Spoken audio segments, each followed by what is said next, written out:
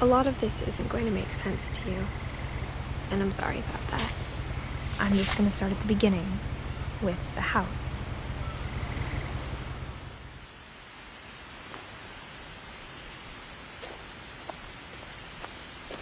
My brother Milton disappeared when I was 4.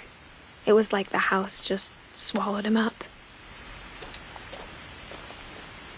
Someone had put up a chain-link fence, but it looked like I wasn't the first person to hop it.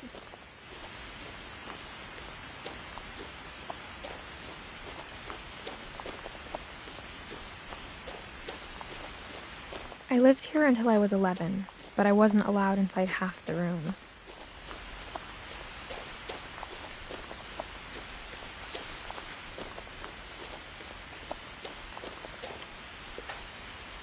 Inside the mailbox were bills from 7 years ago, marked urgent, open immediately.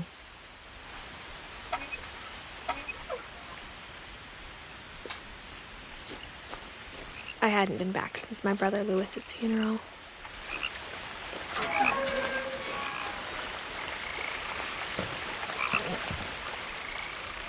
In her will, my mother left me a key, but didn't tell me what it unlocked. Maybe she thought I'd know. Or she thought that the mystery would be enough to bring me back.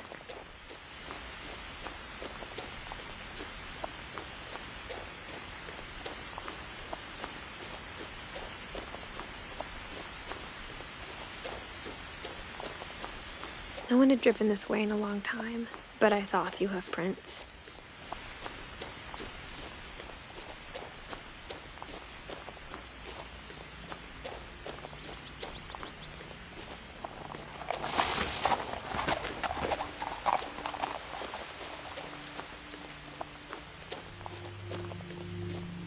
The truth is, even after I inherited the house, I never thought I'd come back to it.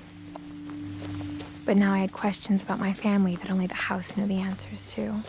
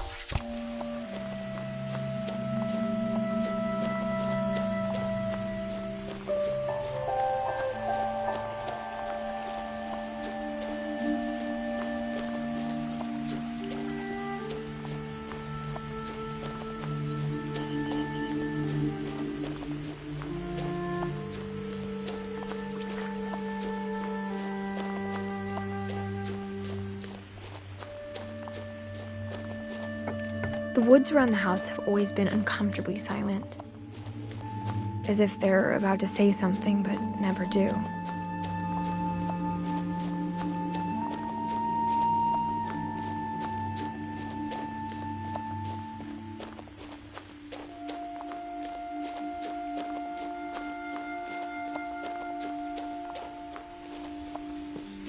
The house was exactly like I remembered it, the way I'd been dreaming about it.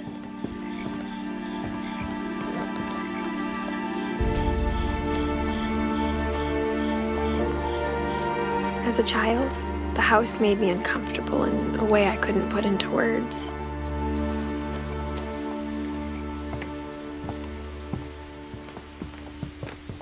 Now, as a 17-year-old, I knew exactly what those words were. I was afraid of the house.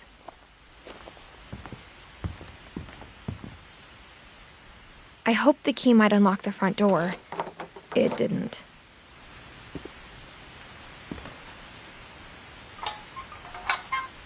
Looking in, I felt like the house itself had been waiting for me.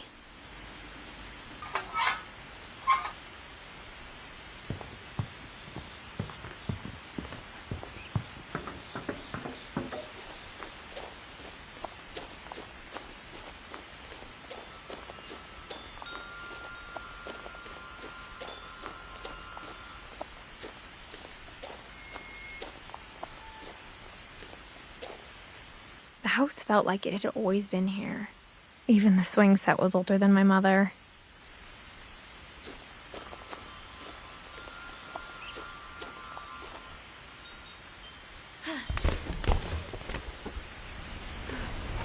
Crawling through the doggy door used to be a lot easier when I was 11.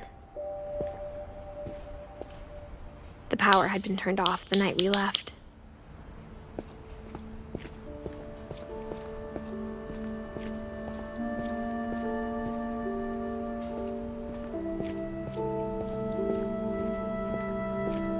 For the first time in years,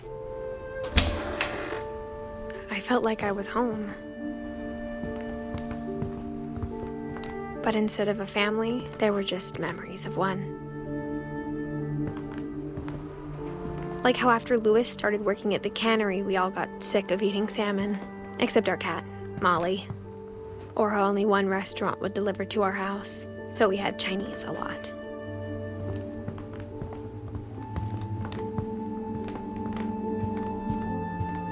The table was still a wreck from the night we left.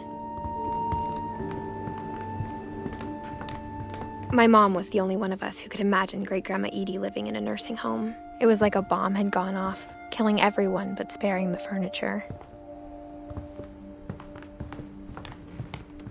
Nothing in the house looked abnormal.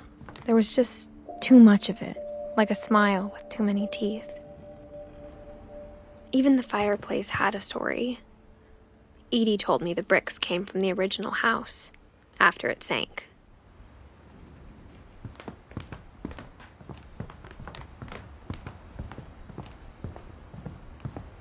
Mom always told me to stay out of the basement, so I wasn't too surprised when the key didn't fit.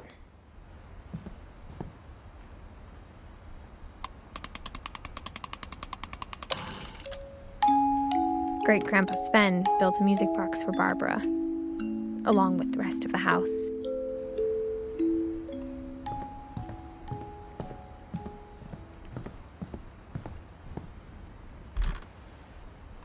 Edie told me once that every Finch who ever lived is buried somewhere in the library.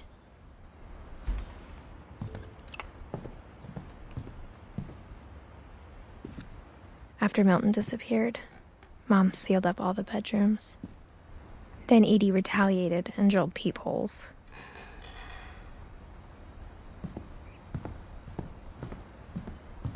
Whenever people ask me about my family, the first thing they always want to know about is Barbara. Edie's father, Odin, built the original house.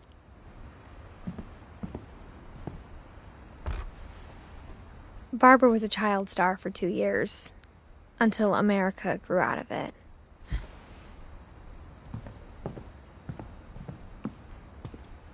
Mom must have locked the third floor stairs on the night we left.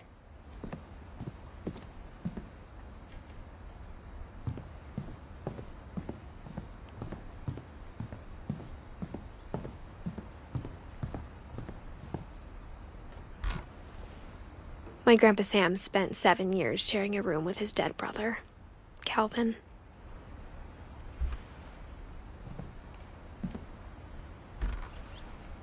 As a kid, I just assumed every house had peepholes and sealed rooms you weren't allowed inside of.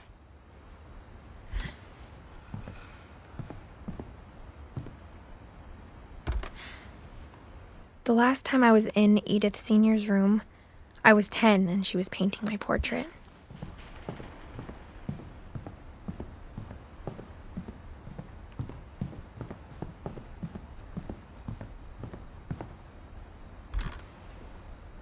Molly always seemed like a girl I could imagine being friends with, if she hadn't died in 1947.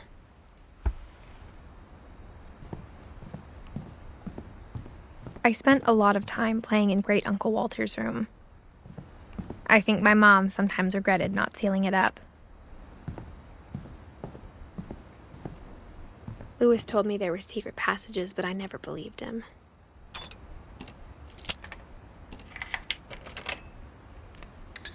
Turns out, my mom was really good at keeping secrets.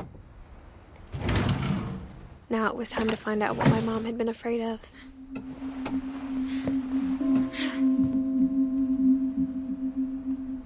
From the paintings on the wall, it was clear my brother Milton had been here before me.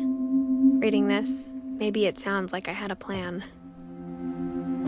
But I had no idea what was behind that door.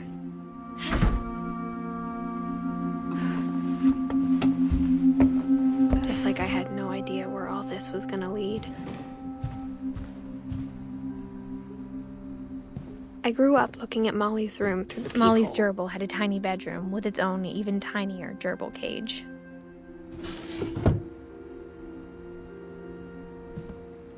Being inside for the first time, I felt like I'd stepped behind a painting. I got the sense Edie had spent a lot of time here, before my mom sealed the doors.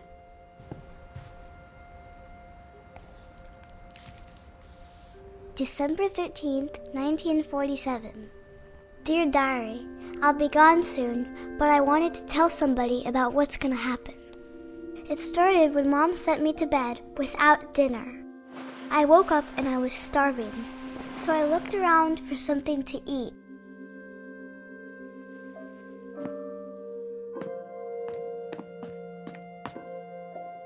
My Halloween candy was all gone. Mom, can I come out now? Sweetheart, it's late. Go to sleep. The gerbil food was dry, but I didn't mind it.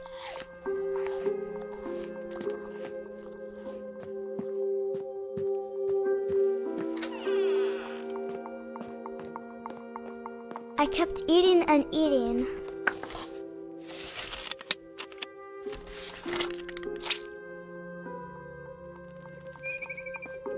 I ate a lot of things that night.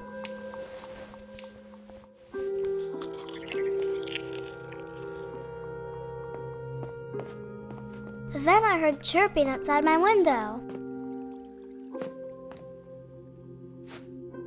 It was a barn swallow going back to her nest. I reached out for her.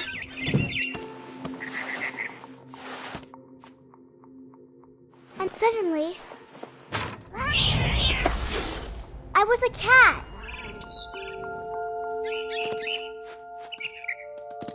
I tried to be quiet, but the bird was really scared.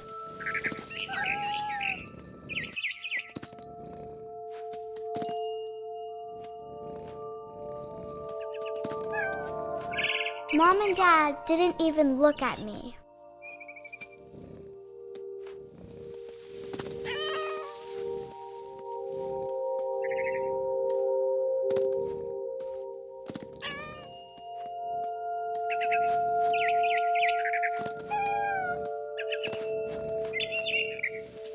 I jumped and I almost got her.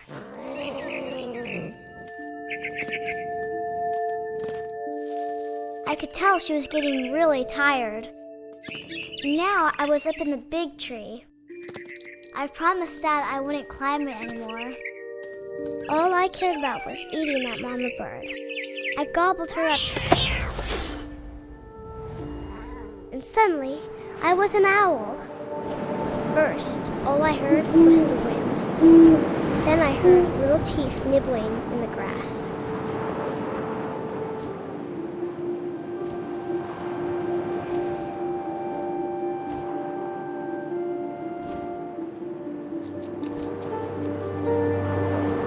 Rabbits.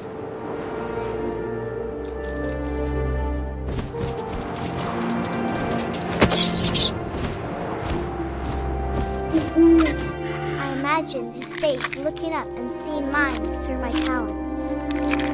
I swallowed him up, and I didn't chew one bit. Then I flew off to find something bigger.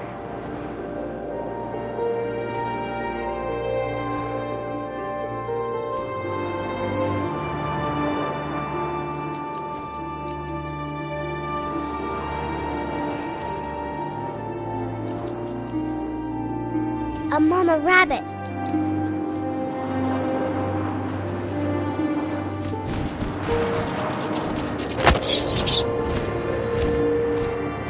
She was almost too big to carry. I started choking, but I couldn't stop eating. And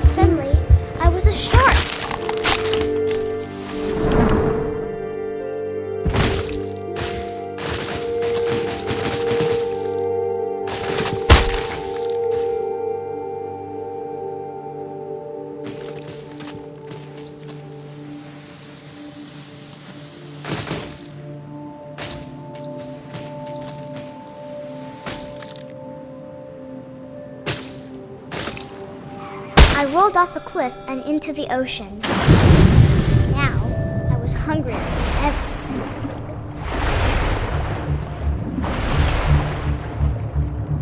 I wanted fat, juicy seals. I tore off her flipper, and it tasted really good.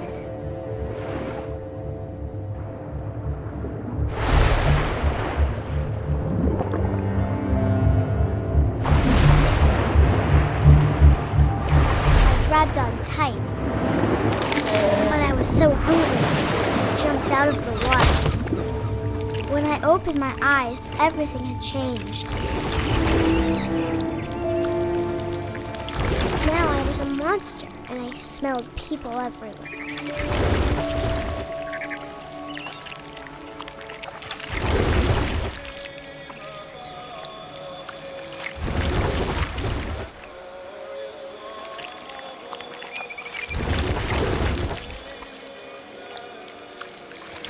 I was big, but I moved real quiet.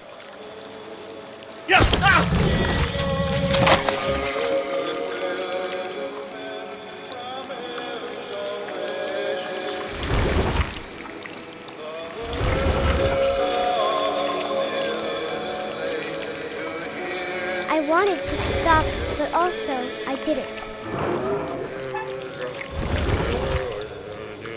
Drunken sailor, what shall we do with a drunken sailor?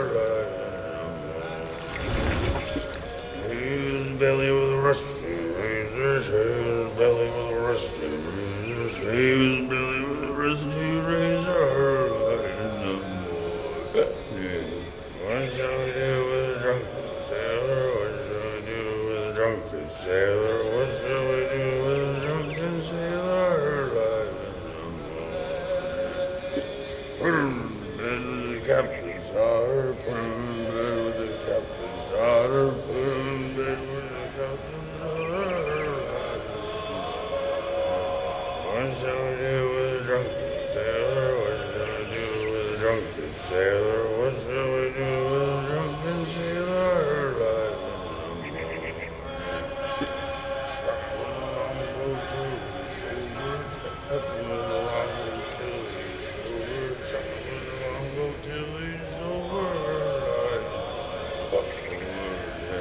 What shall we do with a drunken sailor? What shall we do with a drunken sailor? What shall we do with a drunken sailor?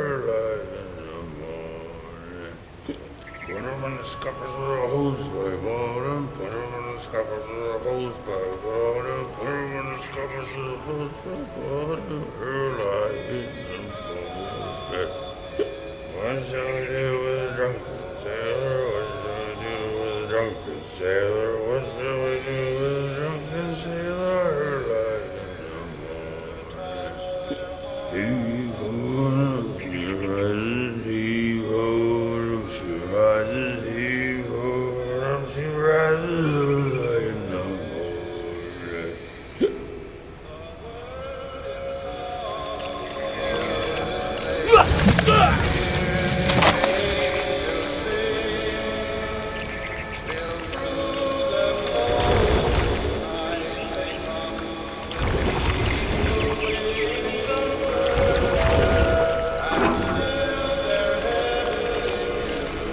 After the last passenger, I was still hungry. And across the water, I smelled something new. Something I had to have, so I swam towards it. I slithered onto the sand, and the good smell went into an old pipe.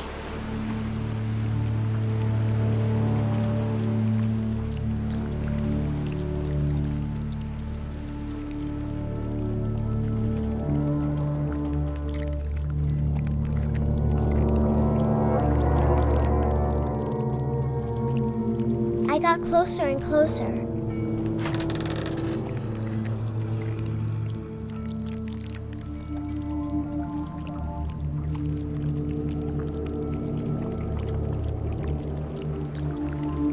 All of my stomach started growling. And suddenly, I was me again. I held my breath for a long time. I couldn't hear anything. I think it's waiting for me to fall asleep.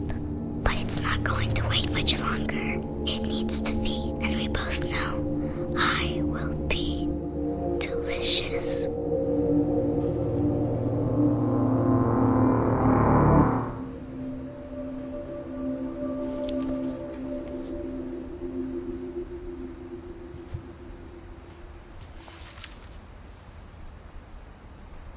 I'm not sure if I believed all of that, but I'm sure Edie would have.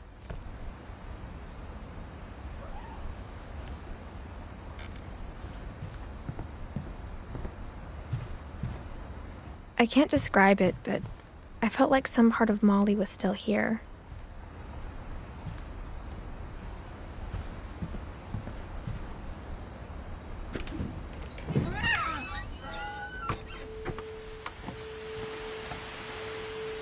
This will be obvious later, but my mom never told me any of these stories. Edie would have, but Mom didn't like bringing up the past. Though, when we adopted a stray kitten, she was the one who named it Molly. I spent a lot of time in Great-Grandma Edie's room. Her room was like a museum. For 500 years, the Finches have been famous throughout Norway for their fortune and misfortune.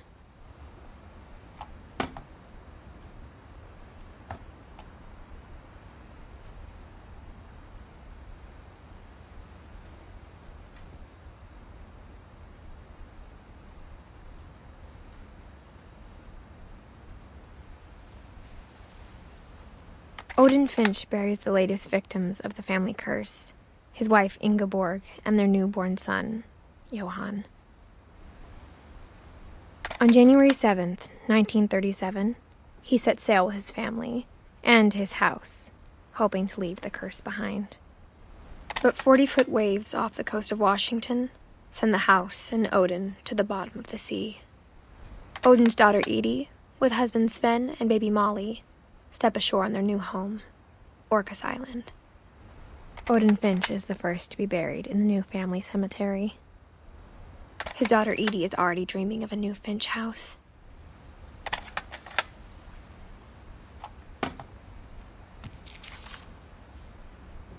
Whatever's wrong with this family, it goes back a long ways.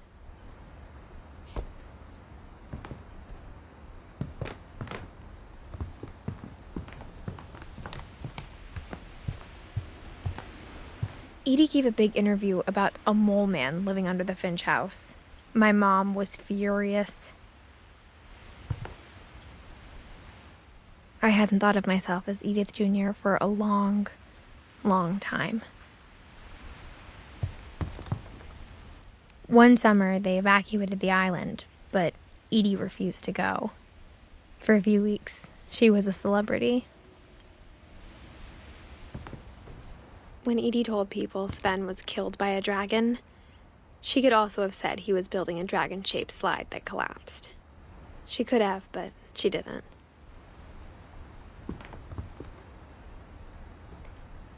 Even in her 90s, sometimes Edie seemed a lot younger than my mother.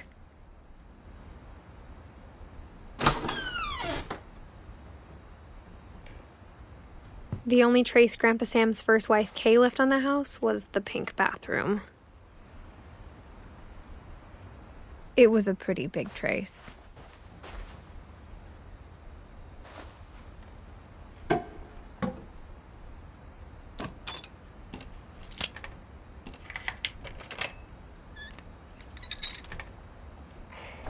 There's a secret in this bathroom. It's in the last place you would look. It isn't in the cupboard. It's hidden in this book.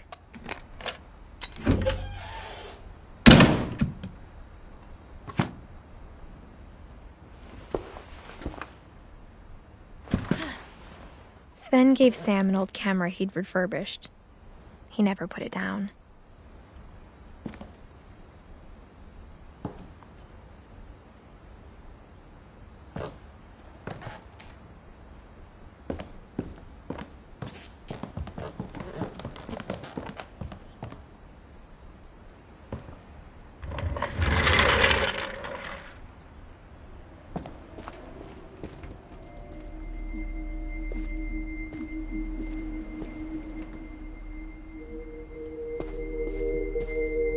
I knew Grandpa Sam had a twin,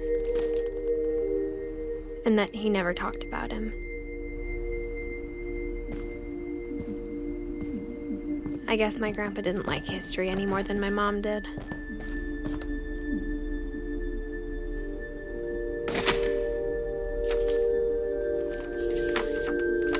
How I Want to Remember My Brother by Sam Finch.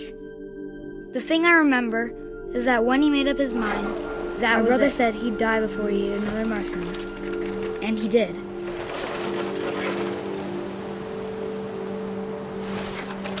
At Barbara's funeral, we swore we'd never be afraid again.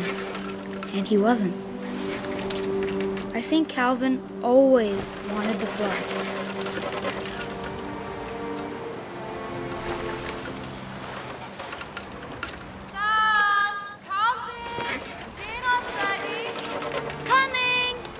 But that day, he finally made up his mind to do it. I told him going around was impossible. Maybe if I hadn't said that. Calvin, I'm not gonna tell you again. Maybe if the wind hadn't picked up. Then maybe he'd still be here. But I doubt it. I think he'd already made up his mind. That's what I want to remember about my brother.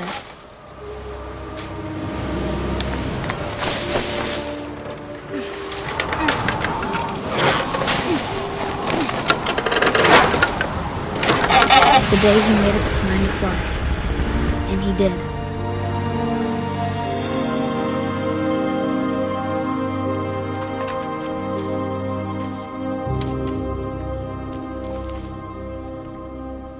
Calvin's story felt strangely familiar.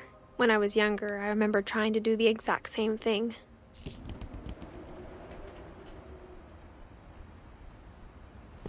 After the funeral, Edie roped off Calvin's half of the room. Mom said Grandpa Sam enlisted at 18 and never set foot in the room again.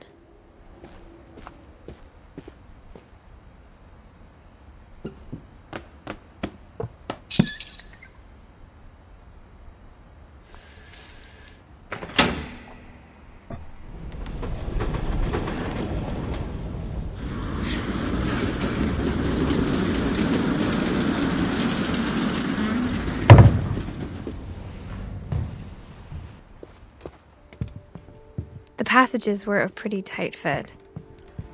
They'd obviously been built for smaller hands and bellies.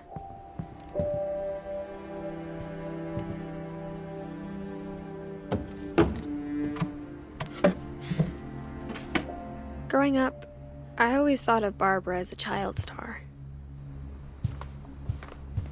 I never thought about how hard it must have been for her afterwards.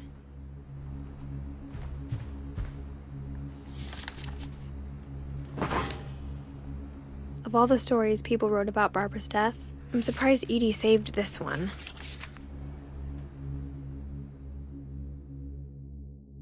Old Jack here with another ghastly tale inspired by America's most unfortunate family. I'm calling it The Surprise Ending of Barbara Finch. As a child star, Barbara was famous for her scream. Now at 16, she was all washed up, a has-been. But in a lucky break, she'd been asked to perform her signature scream at a local convention for monster movie fans. It was just the boost her career needed. Unfortunately, her scream hadn't aged well. Getting better. I think you just need the right motivation. Her biggest fan and current boyfriend, Rick, was about to demonstrate when... Now that was a great scream. It was Barbara's father, Sven. He'd slipped into a table saw and had to be rushed to the emergency room. So Barbara got stuck babysitting her youngest brother, Walter. Her convention comeback was canceled. Okay, I'm hearing frustration, but I'm not hearing terror. What if I tried... A gang of hoodlums in Halloween masks have been terrorizing Orcas Island tonight. Police are urging residents to... That came from the basement. You're right! Also, I loved your delivery on that. Why is your basement door locked? Because my dad likes making puzzles and secret passages. There's a key hidden in the music box. The secret is to keep winding and winding until finally the key pops out. Thanks, babe. I'll be back in a sec. 20 minutes later, Rick hadn't returned. So Barbara went to look for him, right on cue. She reached for the music box. And as she wound the key, she listened for Rick, but the house was silent.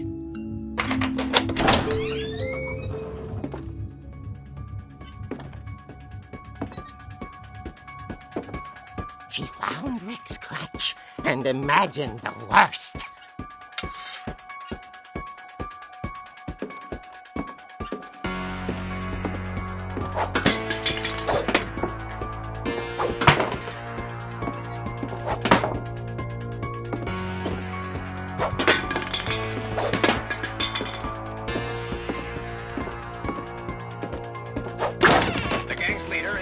Hookman killer, Dr. Carl Hamill, who impaled and then ate his family 10 years ago tonight.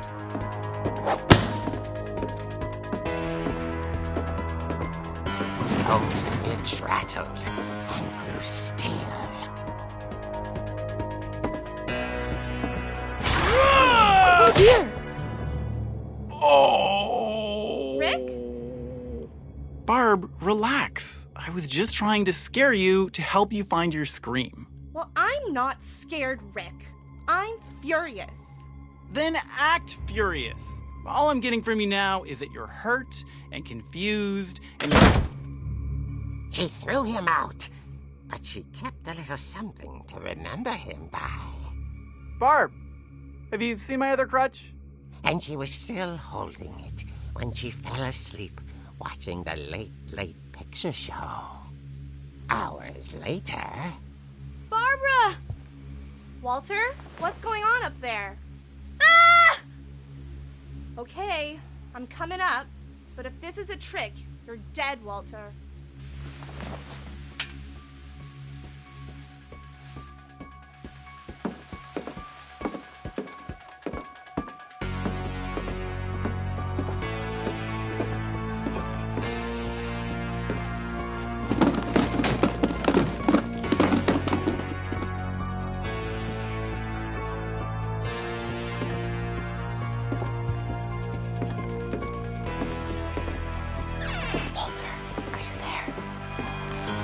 Walter had vanished, but his bedside radio was still on. Orcas Island police describe the man as 6 feet tall, with a steel hook for a hand. Residents are urged to lock all doors and windows and notify the police of any suspicious activity.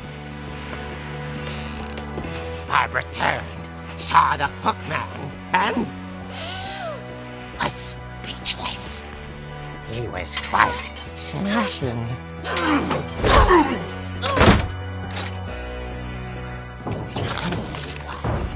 He couldn't get enough of Barbara. Okay, Barbara, there's got to be another way out of here.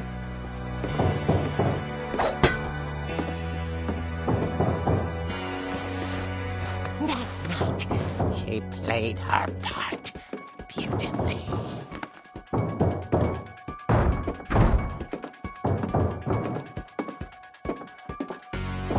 She thought about abandoning Walter, but just couldn't do it.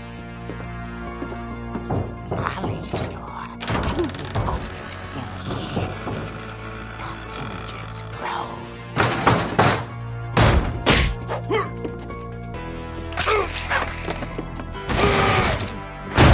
He wasn't moving, but she sensed the story might not be over yet.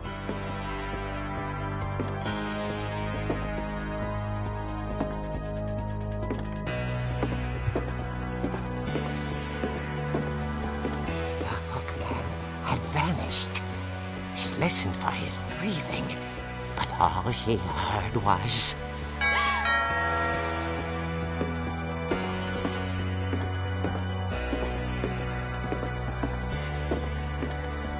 At the door, she heard whispering. It was coming from inside the house.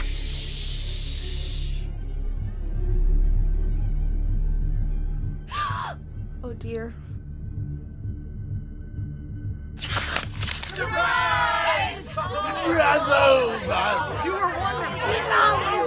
monsters had come to surprise her. For Barbara, it was a dream come true. Then she saw what kind of monsters they were, and she realized what was about to happen. She was going to be famous. And with her final breath, Barbara Finch gave the performance of her life.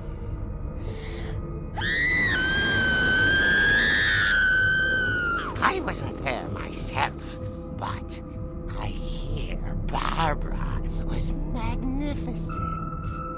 Poor girl. She had a taste for stardom. But unfortunately, so did her fans.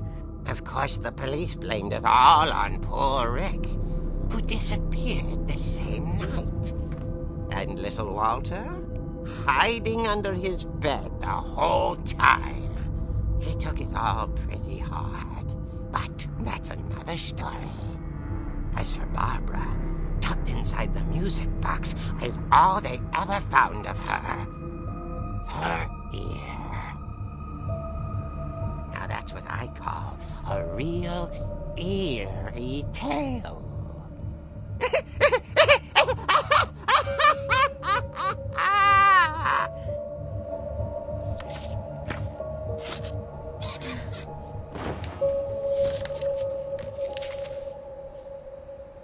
Edie told me all Barbara wanted was to be remembered, as absurd as that comic was.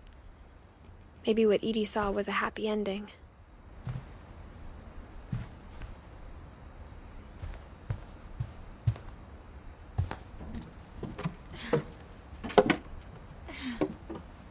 I guess now I know why Mom didn't like me playing with the music box.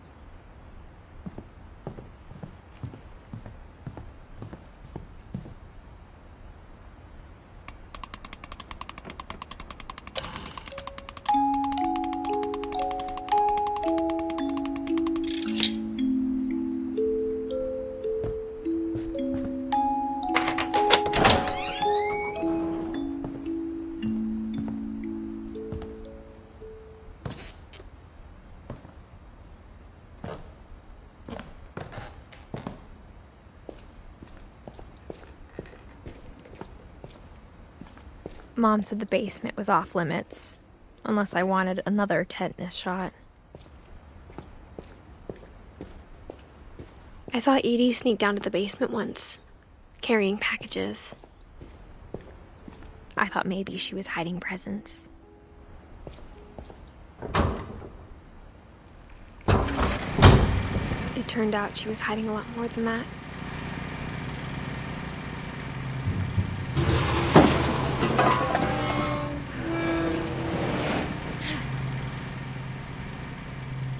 I remember asking Mom once about where Walter had gone. She said after Barbara died, he got as far away as he could. If there's a pattern in all these stories, I think it's that none of us has gotten very far.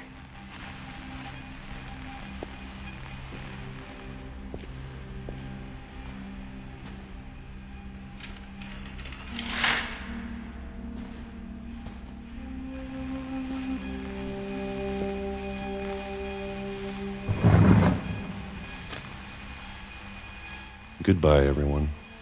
I can't believe I've been down here for 30 years.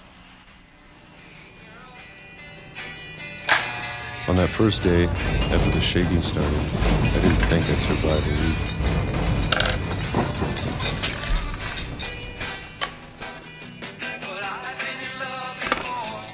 But after a few days, I settled into a routine. That's what kept me sane. Having a schedule, living for today. I always expected to be dead tomorrow. But if you wait long enough, you get used to anything.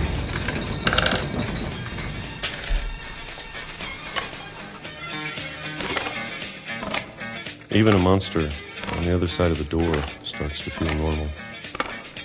Almost friendly.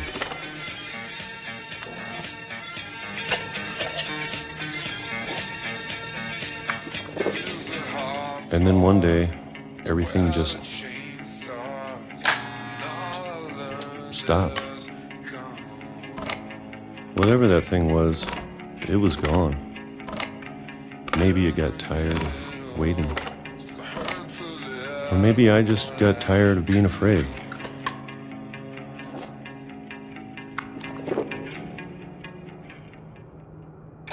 It's been a week now, the longest in 30 years. I'm done waiting. I have to leave while I still can.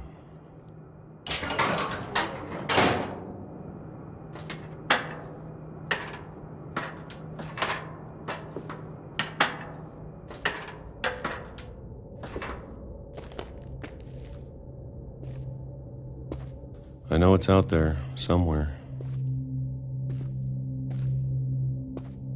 Whatever killed Barbara and Molly and Calvin. Maybe this is all a mistake. But I need to stop living the same day, even if it kills me.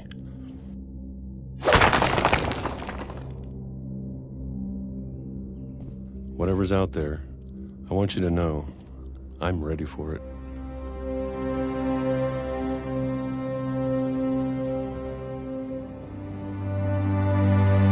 I'm going to appreciate all of it, especially the food. I don't mind if I only have a year left, or a month, or a single week. I'd be happy with one new day. I can already imagine the sun on my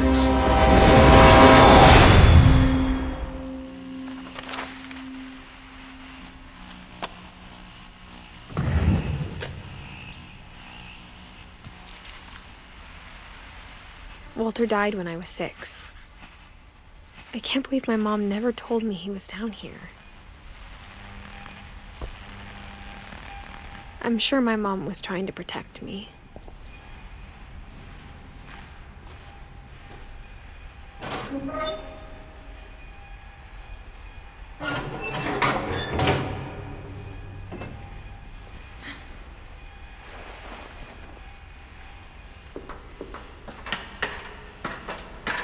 Maybe she was afraid I'd end up like Walter. But if she never told me about an uncle under the house, I can only imagine what else she was hiding. I don't want to make the same mistakes she made. Trying to bury something that's still alive.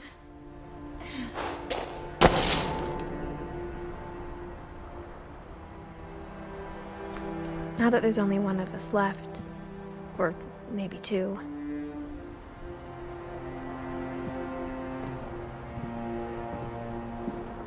I thought it was time I heard the stories for myself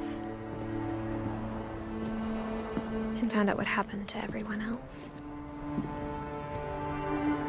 But now I'm worried the stories themselves might be the problem. Maybe we believed so much in a family curse, we made it real.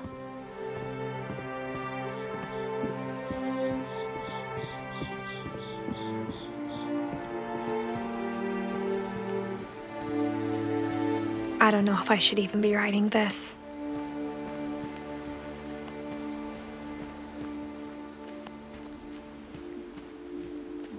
Maybe it'd be better if all this just died with me.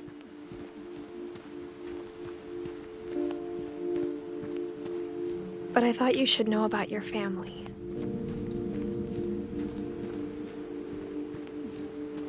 And the history you're a part of.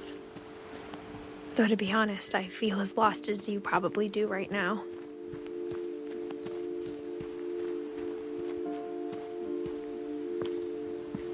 I think the people in these stories believed them, for what that's worth.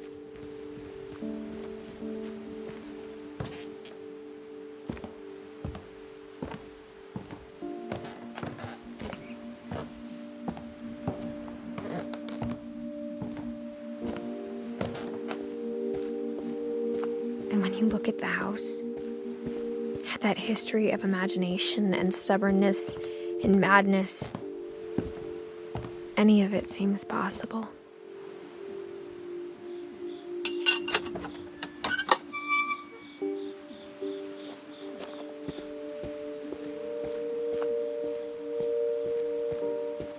I think we've been surrounded by death for so long, we've just gotten used to it. What kind of family finishes building a cemetery before starting the house?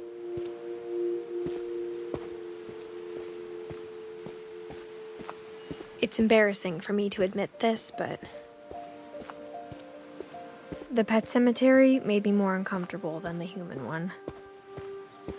3 of the gerbils were mine, and 2 had been my fault.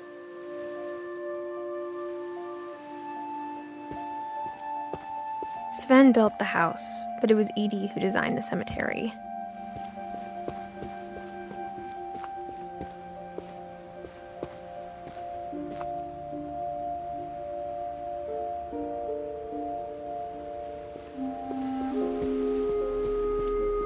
I'm sure Odin's monument had been Edie's idea. My mom was always trying to move on, but for Edie, the past never went away.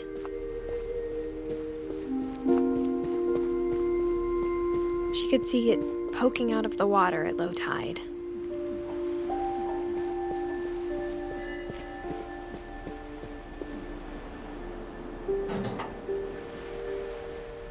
Edie said she dreamed about the old house every night.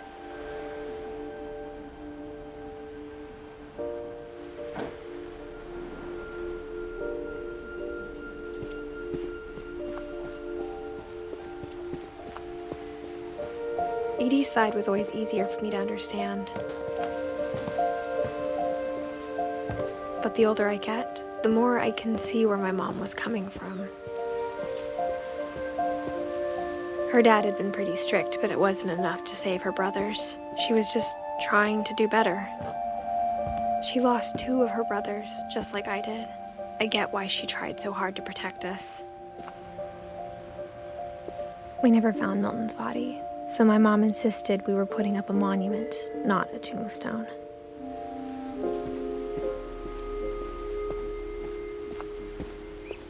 There's so many things I wish I could ask my mom now. Part of me thinks this is what she wanted all along. For me to come back someday and find everything out for myself.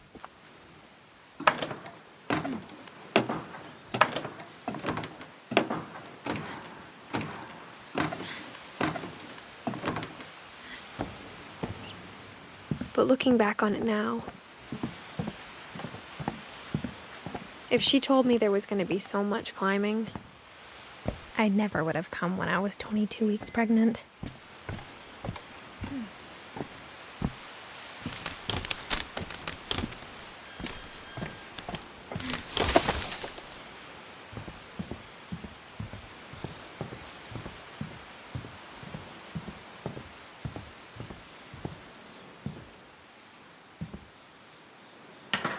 I never met Grandpa Sam, but I think he and my mom had a lot in common.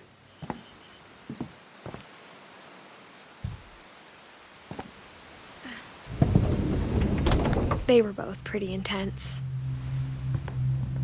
Instead of hiding from death, Sam seemed to go out of his way to meet it.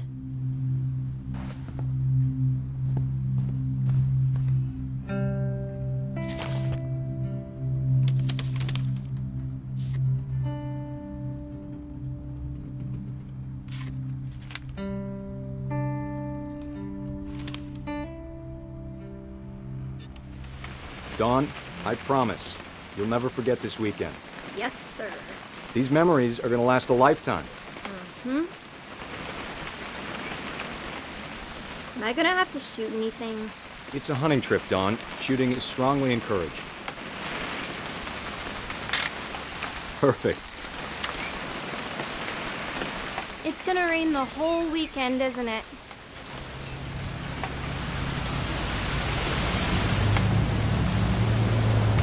I will never forget this weekend, Dad. That's the spirit. Okay, got it. I'm gonna take some pictures, okay? Just be careful. That camera's older than you are.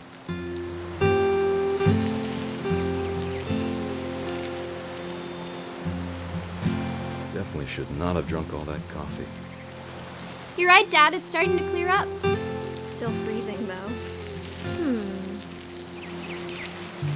Hey! That's a keeper. I'm just saying, I'm not always gonna be here, Dawn. You'll need to remember this stuff, if you want to survive. I'll be fine, Dad. You know who else thought he was gonna be fine? Some guy who died. Dawn, I'm being serious. I know, Dad. You're always serious. Doesn't being out here make you want to chill out? Well, to tell you the truth, I haven't been out here in 20 years. Dad! Good eyes, Dawn.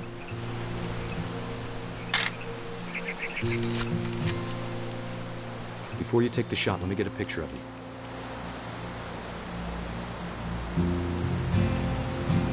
Dad, I... Just breathe.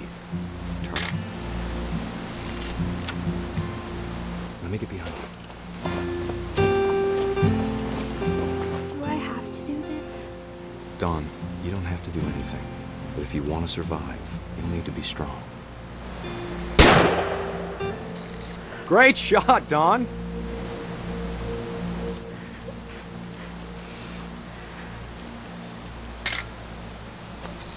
I'm proud of you, Dawn. Always remember that, okay?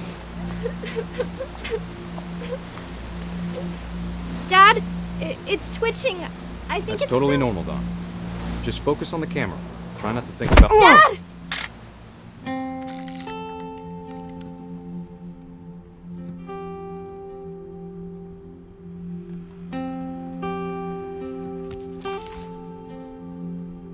Of all these stories, that's the one I wish most that my mom had told me.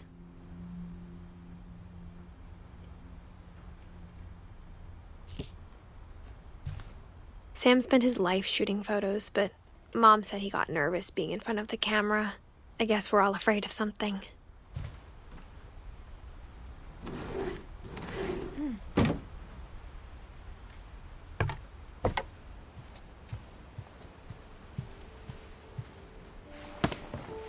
After Sam died, my mom and Edie got really close.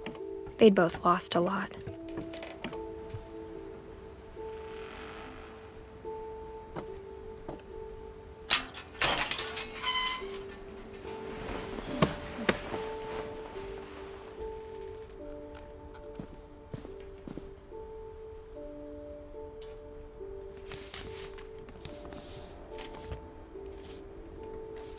Dear Kay, do you remember the way Gregory used to laugh when he thought he was alone? Like something funny was happening, but only he could see it. I think he saw things the rest of us don't.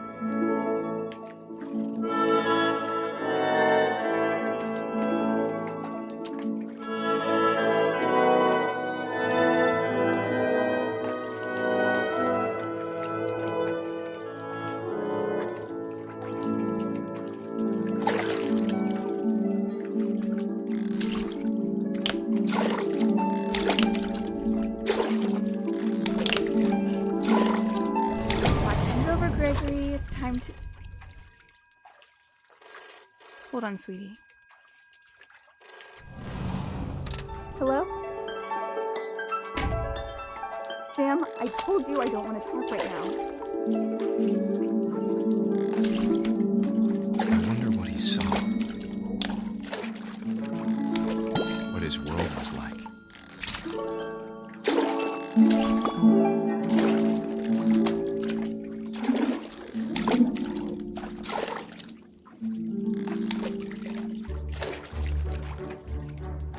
He reminded me so much of Calvin. Lost in his imagination.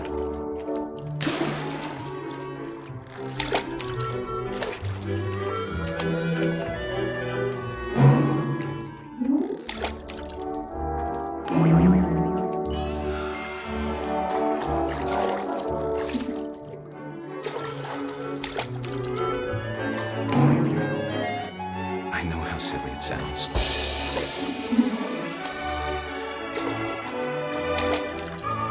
That I worried about a baby being too happy. But I could feel him slipping away. Sorry about that, Gregory. I know you did everything you could. Maybe if I hadn't called that night.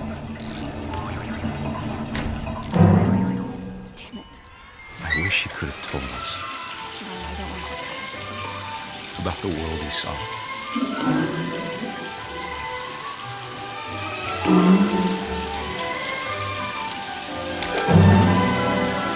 There's so much I don't understand. About Gregory. About everything.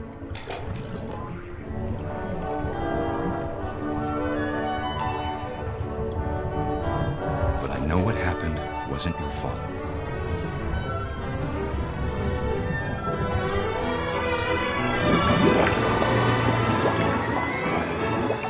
I'm sure he's happy. And he'd want you to be happy too. Good luck, Kay. Love, Sam.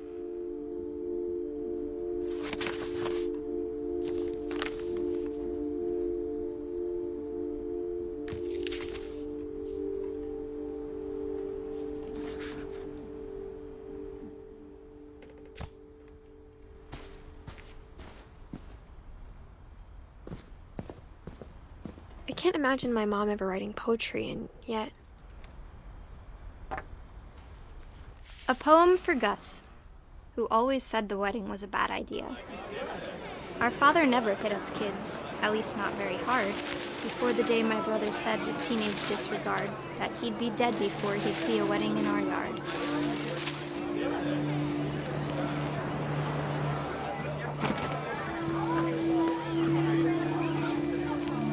My father made him come, of course, but Gus stood far apart, just flew his kite and bottled up the storm inside his heart.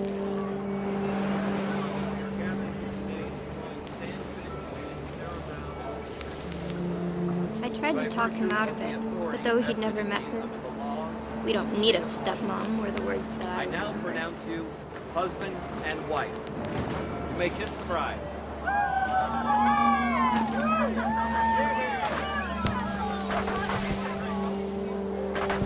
When the time for photos came, Dad ordered him to come here. But Gus declined and as a sign held up his middle finger.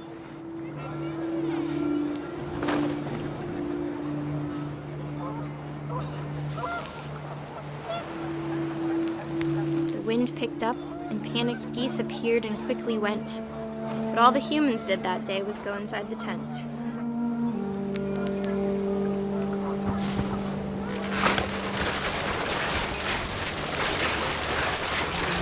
The rain came down in buckets then, but no one seemed afraid that nature might destroy the tent our dad had crudely made.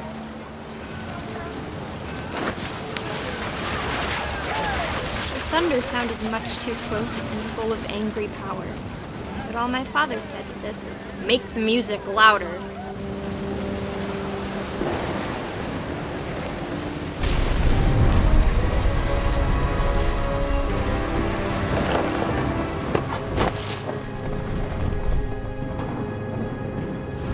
I wish that I could truly say I thought about you on that day.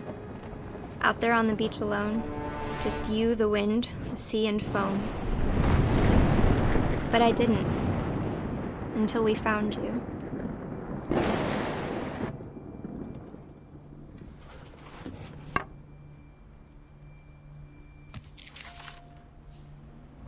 She never talked about him, but Mom told me once if I was a boy, they were going to name me Gus.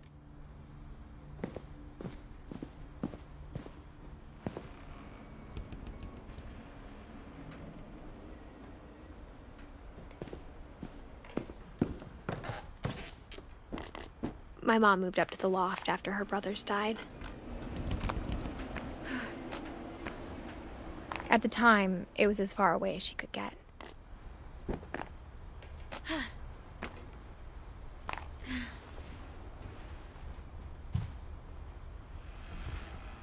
Religion was another thing my mom never talked about, but I think it helped her a lot after her dad died.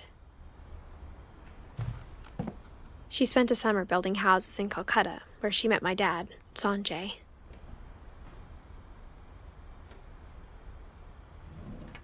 My mom moved to India a week after graduation and got a job teaching English. Louis was born a year later. When my dad died, I don't think Mom knew where else to go. I'm sure Edie was happy to have her back and to see kids in the house again.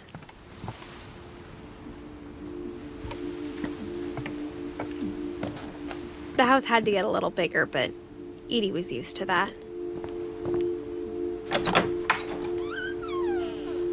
And for a while, things were good, almost normal.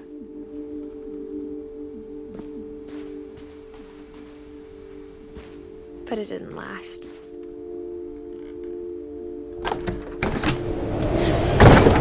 The beginning of the end was Milton's 10th birthday, when Edie gave him a castle. After Milton disappeared, the only thing he left behind was a room full of paintings.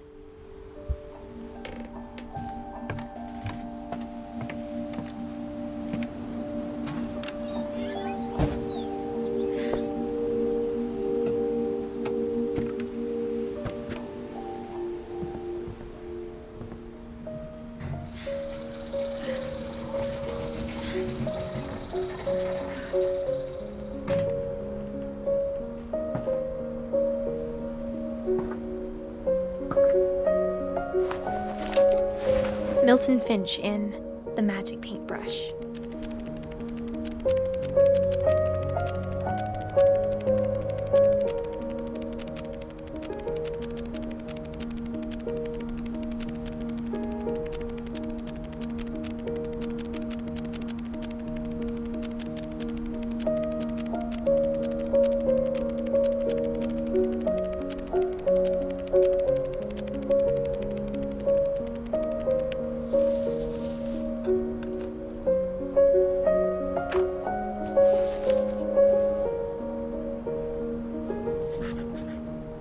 I was 4 when Milton disappeared.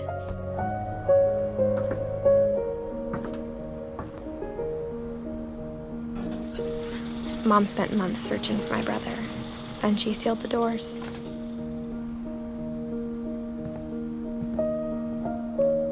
Whatever Milton had found in the house, Mom didn't want it getting out.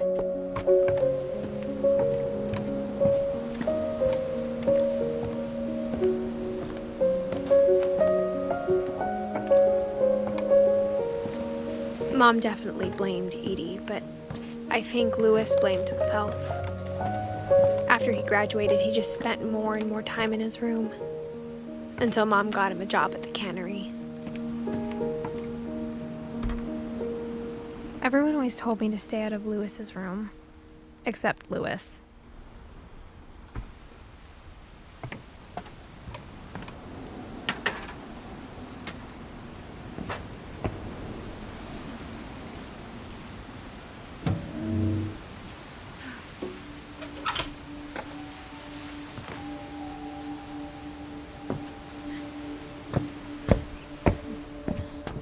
Louis's room smelled very, very familiar. That part of him lived on.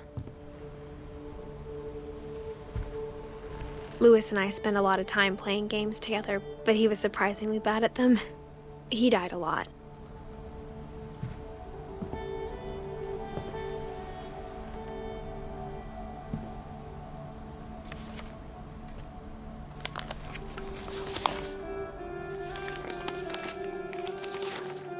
Dear Mrs. Finch, as Louis's psychiatrist, I can understand your desire for an explanation. As I see it, the trouble began in January, shortly after we convinced your son to seek treatment for substance abuse. Newly sober, I believe Louis first noticed the monotony of his daily life.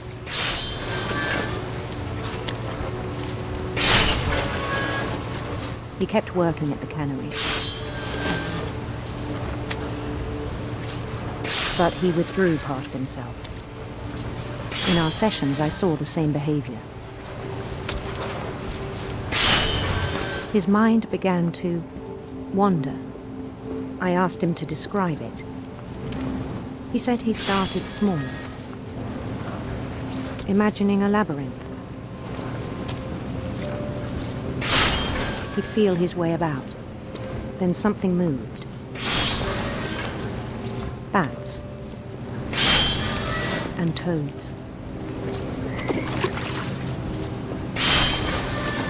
And things that have not names. He knew it was all in his head.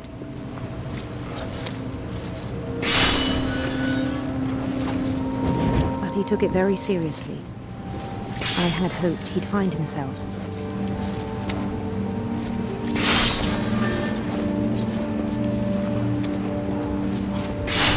But he found something more.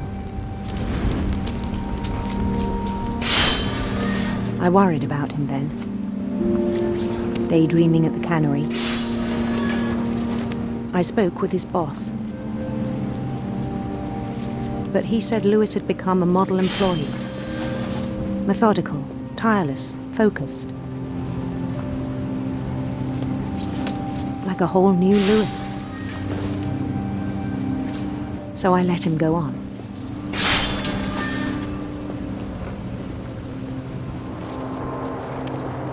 I even encouraged him.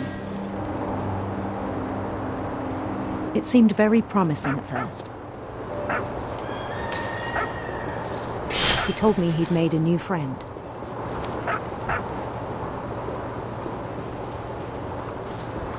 On the edge of a city he named Lewis Topia. He built the city up slowly, brick by brick. Then he made musicians.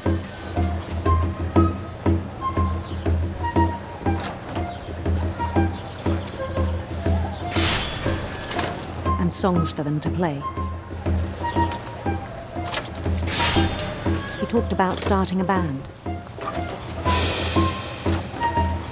And he was always humming something. Every day his imagination grew stronger.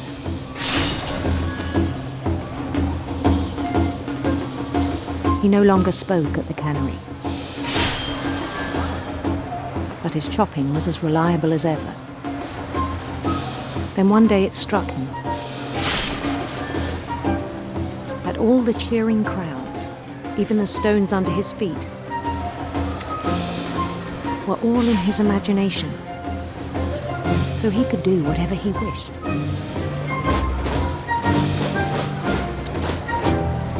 He held an election for mayor, and he won. They begged him to stay, but his mind was already wandering. It became a game for him.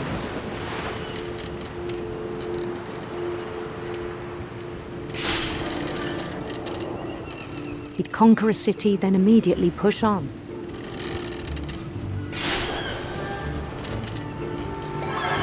New Louisville.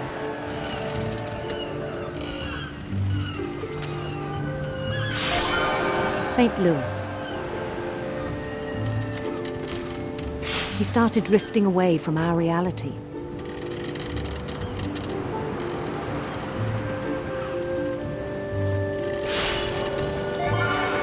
Minneapolis. Until one day he forgot to go home from the cannery.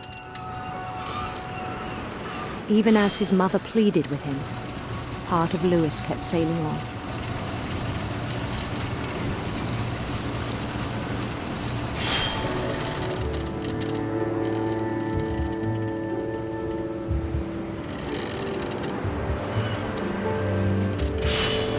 In Lewisburg, he heard rumors of a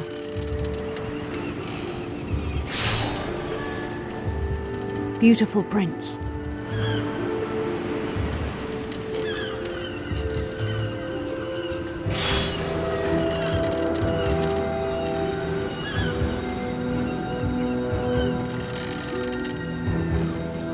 Prince was on his own quest for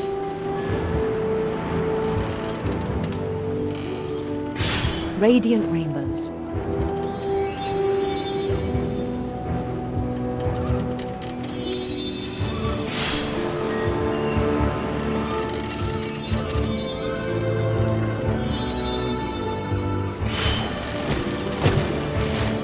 He followed the sound of his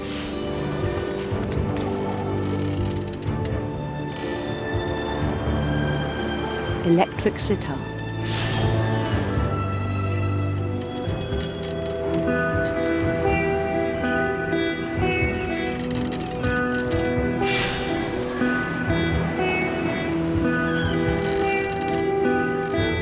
His chase led him to a golden palace east of the sun and west of the moon. Even then, his logic remained sound. He knew the world was all in his imagination.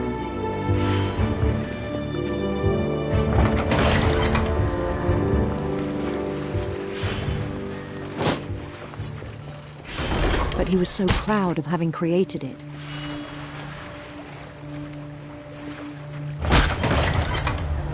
In his own eyes, he'd become something greater than a king.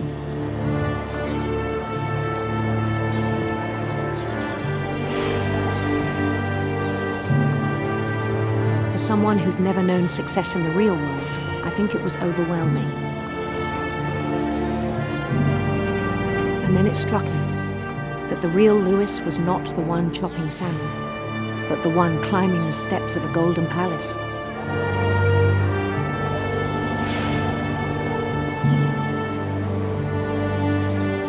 My imagination is as real as my body, he told me. It was hard to argue with him.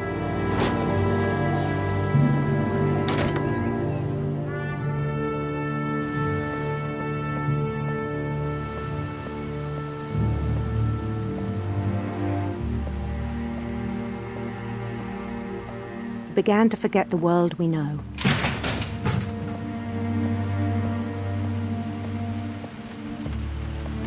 I think it pained him to remember Lewis, the cannery worker.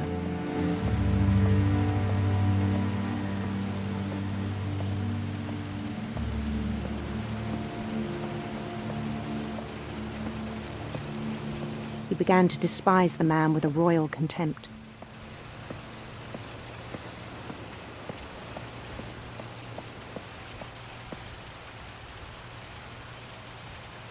I still thought I could save him.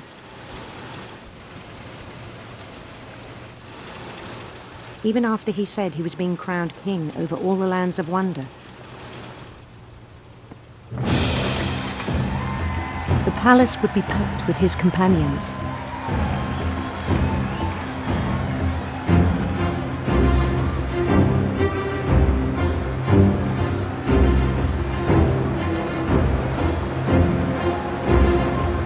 Including the wise Calico who insisted on inviting him.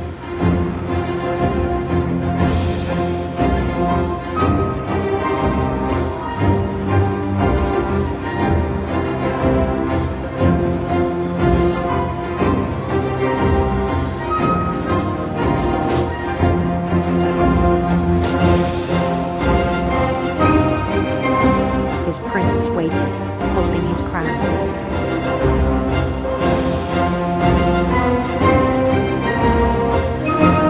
There was only one thing left to do.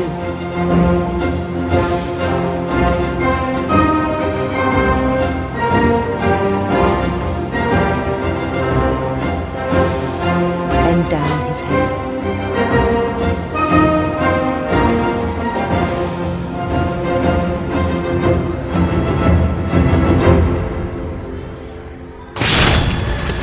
I think you know. Mrs. Finch, your son was a kind man who will be missed by all of us who knew him.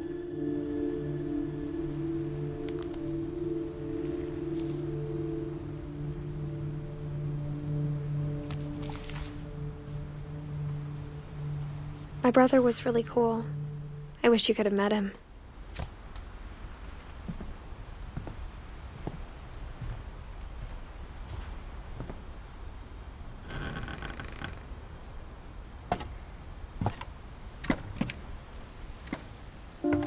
the way back from Lewis's funeral, my mom told me to start packing. She waited until the day before we left to tell Edie. I'm not sure if she wanted to make it easier or harder.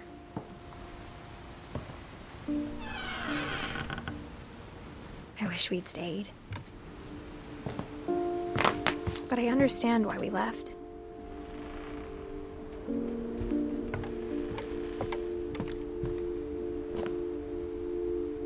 My mom ended up leaving everything behind. What happened that night had been coming for a long time. Maybe it should have come sooner.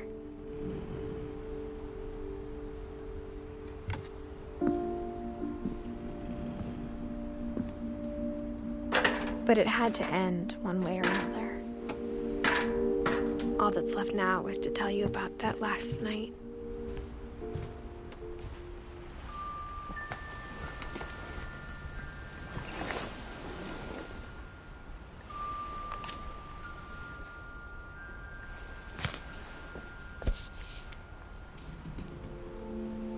That whole last day, Edie just watched us pack and didn't say a word. Until supper, when she raised her glass and said, "To our final night together, and all our final nights apart." Grandma, you know what I said about alcohol. Some of your medications are very Edith, specific. I left a present for you in the hallway. Why don't you go open it? The grown-ups have to argue now. I'm sorry, you're right. We're all leaving tomorrow. Let's just enjoy our last... I'm not leaving. Edith, you're excused.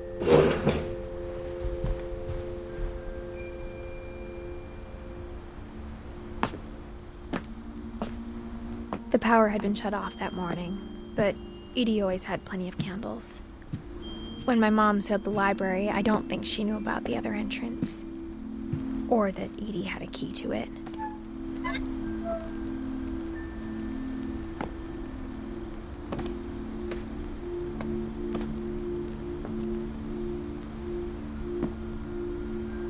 That thing you're afraid of isn't going to end when you leave the house. Edith has a right to know these stories. My children are dead because of your stories. I think it's best if Edith and I leave tonight. We'll have the nursing home send a van for you in the morning, okay?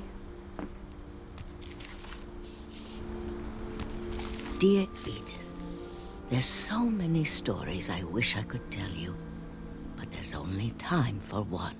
This is about what happened on the night you were born. That night, the tide went way, way out. It was the first and last time I ever saw the old house aground. There'd been an earthquake out in the middle of the ocean.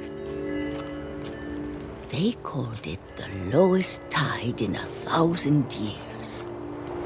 God, it smelled awful. You know, I've seen that house every day of my life.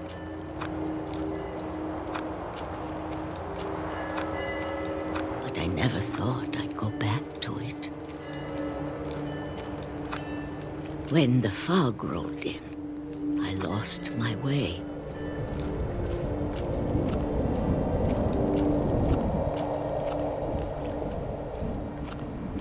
I got turned around.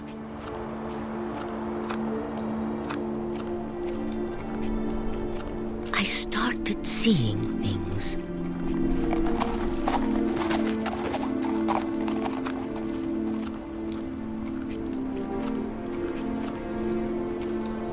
Things I'd forgotten had ever existed.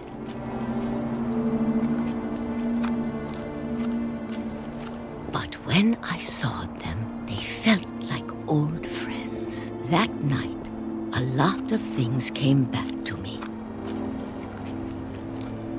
Or maybe I came back to them.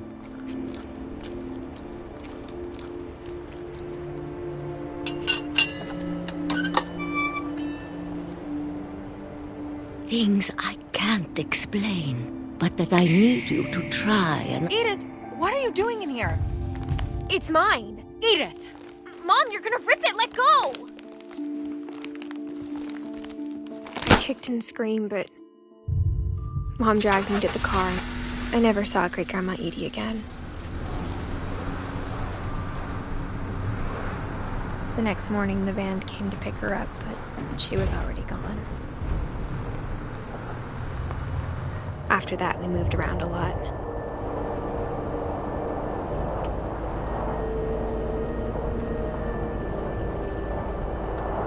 We both tried to make the best of it.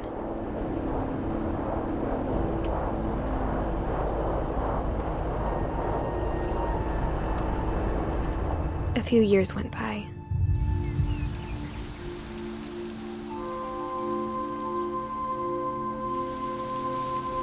My mom didn't like to talk about it,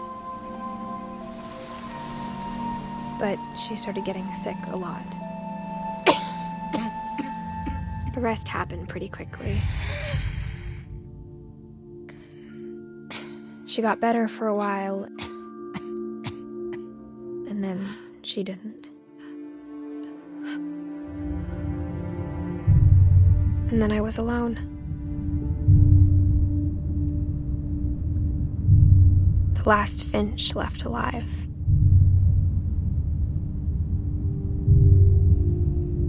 Until I found out about you.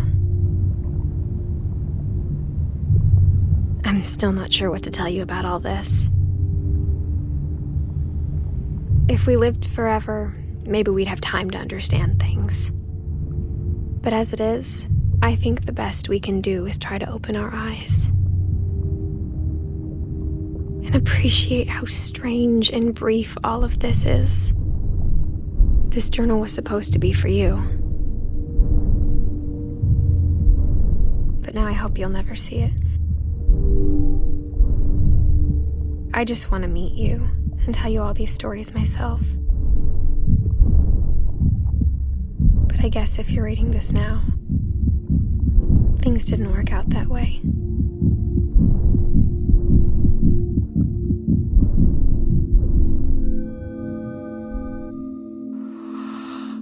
This is where your story begins. I'm sorry I won't be there to see it. It's a lot to ask, but I don't want you to be sad that I'm gone. I want you to be amazed that any of us ever had a chance to be here at all. Good luck.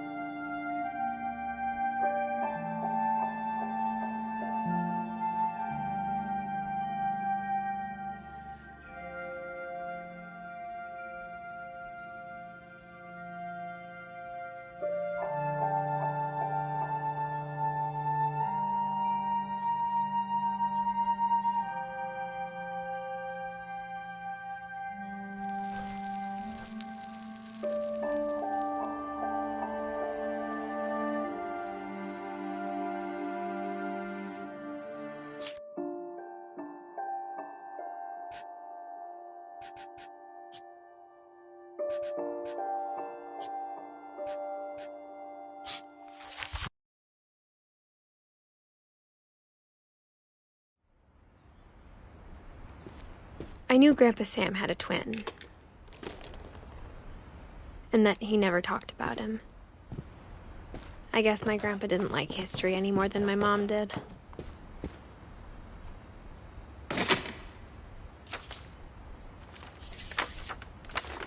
How I Want to Remember My Brother by Sam Finch.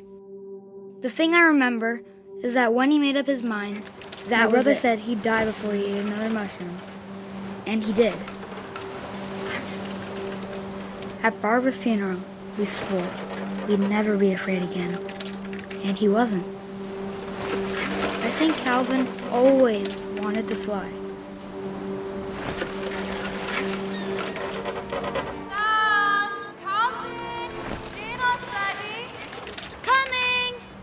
But that day, he finally made up his mind to do it. I told him going around was impossible. Maybe if I hadn't said that.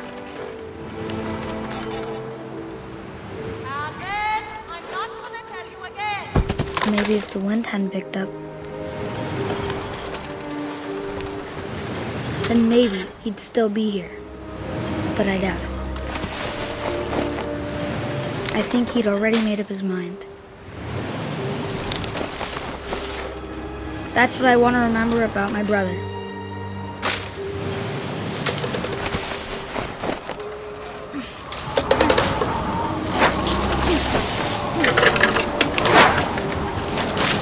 The day he made up his mind to fly. And he did.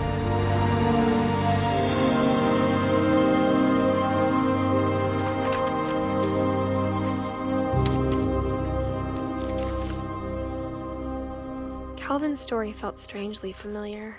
When I was younger, I remember trying to do the exact same thing.